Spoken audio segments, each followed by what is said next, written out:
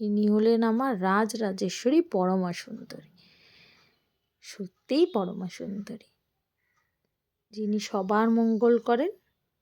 দেখে নাও আজকের সাজটা কেমন হয়েছে। আর ইনি হলেন আমাদের মিষ্টি মা। জয় মা বগলামুখী।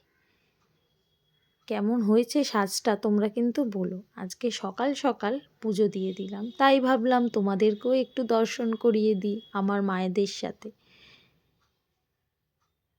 তোমরা কমেন্ট বক্সে বলো কিন্তু কেমন লাগলো আমার মায়ের সাজগুলো। আরও এরকম নতুন নতুন ভিডিও আসবে। অবশ্যই কিন্তু তোমরা এই ভিডিওটা লাইক করো, কমেন্ট করো আর শেয়ার করো, যাতে আমার মায়ের দর্শন অনেক বন্ধুরা সবাই পায়।